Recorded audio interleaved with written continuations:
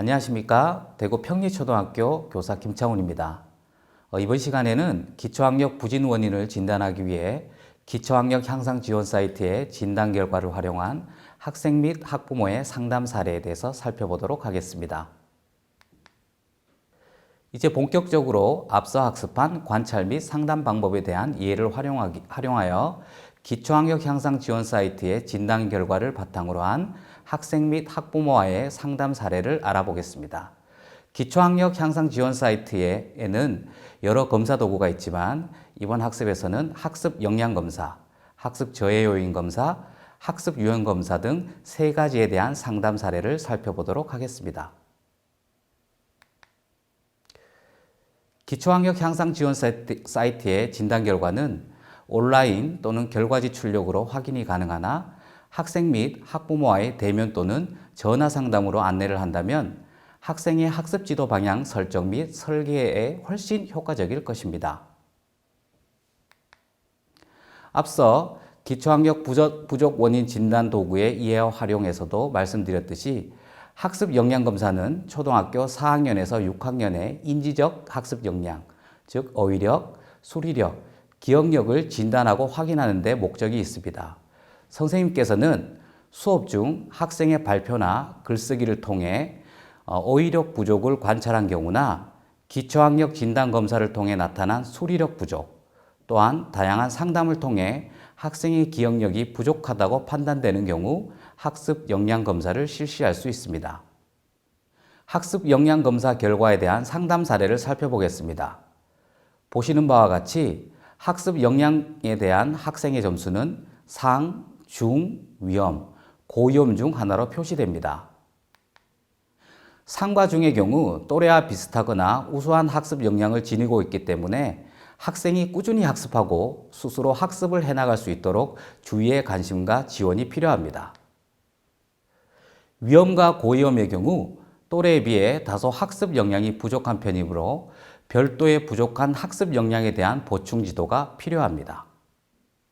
특히 고위험의 경우는 보다 전문적인 진단이 필요할 수도 있으니 학교나 가정에서 세심한 관찰과 지도가 필요합니다. B학생의 경우 어휘력을 상에 해당됩니다. 어휘력이 또래에 비해 높으며 학습에 필요한 기본적인 어휘력을 잘 구비하고 있습니다. 정의적인 측면에서 문제가 없다면 본인이 가지고 있는 어휘력을 잘 발휘해서 전반적으로 높은 학습 성과를 거둘 수 있는 학생이므로 이러한 학습 역량이 잘 발휘될 수 있도록 격려를 해주는 것이 좋습니다. 수리력은 중에 해당이 됩니다. 수리력이 또래에 비슷한 수준입니다. 학교 학습을 수행할 수 있는 기본적인 연산 능력을 어느 정도 갖추고 있다고 볼 수 있지만 학습에 필요한 노력을 적절하게 기울이면 더 나은 성과를 거둘 수 있는 반면 그렇지 않으면 자신의 수준에 비해 낮은 성과를 거둘 수도 있으므로 격려를 통해 더 노력할 수 있도록 지원해 줄 필요가 있습니다. 기억력은 위험에 해당이 됩니다. 기억력이 낮으며 이로 인해 학습의 어려움을 경험하게 될 가능성이 있습니다. 또래들에 비해 단기 기억의 문제로 인해 주의력이 다소 낮을 가능성이 있습니다.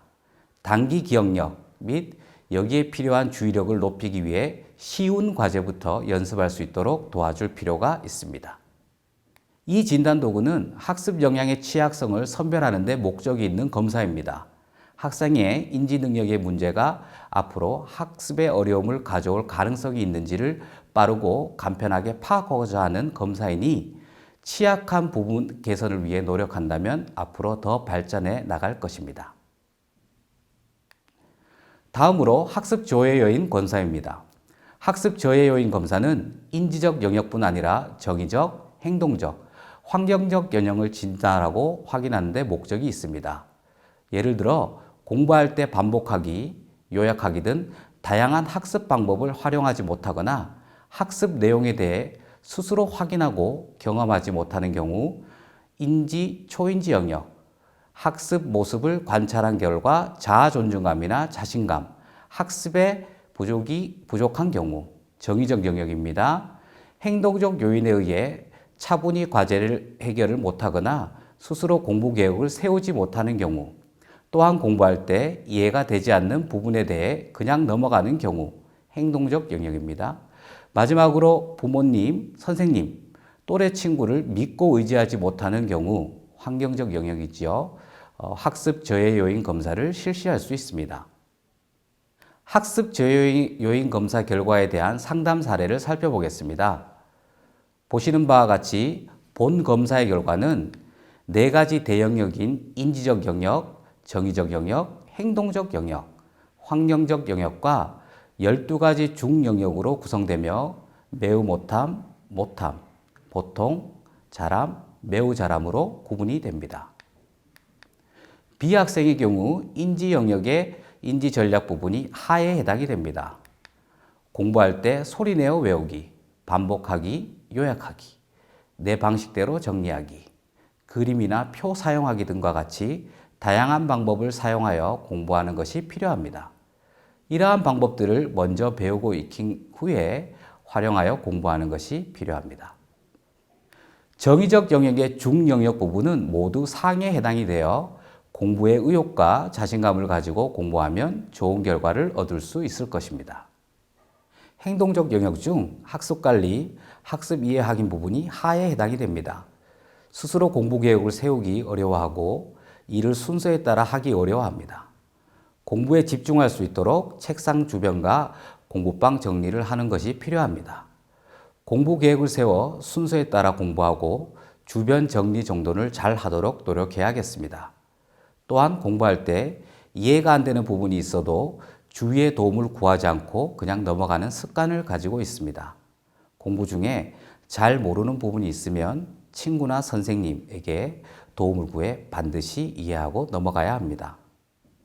환경적 영역의 중영역 또한 모두 상에 해당되므로 선생님과 부모님, 친구들은 나를 믿어주고 인정해주며 어려울 때 도움을 주는 사람이라고 믿고 성실하게 공부한다면 좋은 결과가 있을 것입니다. 다음으로 학습 유형 검사입니다. 학습 유형 검사는 학습 지원 대상 학생의 인지적 영역뿐 아니라 개인 특성 및 가정 환경을 함께 이해하는 목적으로 실시하는 검사입니다. 특히 이 검사는 학생과의 면담이 다소 곤란한 경우 실시할 수 있습니다. 예를 들어 부모의 무관심, 경제적 곤란, 비행 집단 등 환경적인 요인과 학업 관련 장애, 인터넷, 게임 등 각종 중독 증상, 건강 문제 등 개인적인 요인 등 학생이 면담으로 표현하기 다소 힘든 경우 활용할 수 있습니다. 학습 유형 검사는 학습과 밀접하게 연관되면서 지도 지원을 통해 변화 가능한 주요 영역인 학습 동기, 자기 통제, 학습 행동을 측정합니다. 그 결과 학습 동기와 자기 조절 능력을 기준으로 화면과 같이 4가지 유형으로 분류됩니다. 첫 번째 유형인 노력형입니다. 학습 동기와 자기 통제 능력이 모두 우수한 학생을 나타냅니다. 두 번째 유형은 동기형입니다. 학습 동기는 높은 반면 자기 통제성이 낮은 학생을 나타냅니다. 세 번째 유형은 조절형입니다. 학습 동기는 낮으나 자기 통제성이 높은 학생을 말합니다. 네 번째 유형은 행동형입니다. 학습 동기와 자기 통제성이 모두 낮은 학생을 뜻합니다. 학습 유형 검사 결과에 대한 상담 사례를 살펴보겠습니다. 이 학생은 학습 동기와 자기 통제성이 모두 낮은 4유형, 즉 행동형의 학생입니다. 4유형 학생은 학습 지원 대상 학생들 중 가장 많이 발견되며 학습에 대한 목표나 가치를 두지 않고 행동에 있어서도 즉각적인 만족을 위해 충동적으로 행동하는 경향이 있습니다. 이런 학생들은 대개 학습 행동 점수도 낮기 때문에 학습과 관련된 준비도가 매우 부족한 학생이라고 볼 수 있으며 따라서 교과목에 대한 지식 이해나 반복 학습에 앞서 공부가 재미있을 수 있다는 경험, 그리고 자신이 잘할 수 있다는 성공 경험을 갖게 하는 것이 무엇보다 중요합니다. 4유형 학생의 공부 방법에 대해 알아보겠습니다. 4유형 학생의 공부 방법은 공부의 단위나 내용을 매우 쉽고 간단한 것부터 시작하여 수업 시간에 잠깐이라도 집중한 경우, 한두 문제라도 직접 풀어서 맞춘 경우, 과제를 해온 경우 등에 대해 칭찬을 해주어 학습과 관련된 긍정적인 경험을 해나갈 수 있도록 하는 것이 필요합니다. 이것은 시간이 오래 걸리기는 하나 학습 태도의 기초를 다지는 가치 있는 투자라고 볼 수 있습니다. 작은 성공 경험은 학습에 대한 관심과 동기를 불러일으키고 동기가 향상되면 학습 시간의 통제력과 학습 행동이 병행하여 향상되는 경우가 많이 있습니다. 이 기간 동안은 학습 지식을 많이 지도하는 것보다는 학습에 참여할 수 있도록 태도를 교정해주는 일을 목표로 삼는 것이 매우 중요합니다. 결과지에 안내되는 팁과 지도 지침을 기본으로 학부모님과 상담을 하면 학생에 대한 지도 계획을 수립하는 데 많은 도움이 될 것입니다. 마지막으로 학습 유형 검사는 검사 결과에 따른 학습 유형별 처방 패키지, 학습 부진 유형별 학습 지원 안내 자료, 초등학교 학습 코칭 동기 향상 프로그램 등 학생별 맞춤 자료를 제공합니다. 대표적으로 학습 유형별 처방 패키지를 살펴보면 4가지 유형별 국어, 수학 과목에서 활용할 수 있는 자료가 됩니다. 학생 특성에 맞게 다운로드하여 가정, 학교에서 함께 지도가 가능하니 많이 활용해 보시기 바랍니다. 지금까지 기초학력 부진 원인 진단을 위한 관찰 및 상담의 실제 사례에 대해 살펴보았습니다. 학습 지원 대상 학생의 학습 부진 원인이 단순히 인지적 요인에 기인한 것이 아니라 다양한 환경적 요인 등에 의해 복합적으로 나타난 것임을 이해해야 합니다. 앞서 말씀드린 기초학력 향상 지원 사이트, 기초학력 보정 시스템의 다양한 검사 결과를 바탕으로 담임 선생님 및 교과 선생님께서는 해당 학생의 인지, 동기, 행동, 환경적 측면을 면밀히 파악하여 학부모님과 관련 자료를 공유하는 것이 필요합니다. 이때 검사 결과지를 단순히 배부만 하는 것이 아니라 대면, 유선 등을 활용한 적극적인 면담이 좋습니다. 면담을 통해 학교의 지도 방법을 안내하고 가정에서의 지원 방법을 협의한다면 학생에 대한 올바른 기초학력 지도 계획이 수립될 것입니다.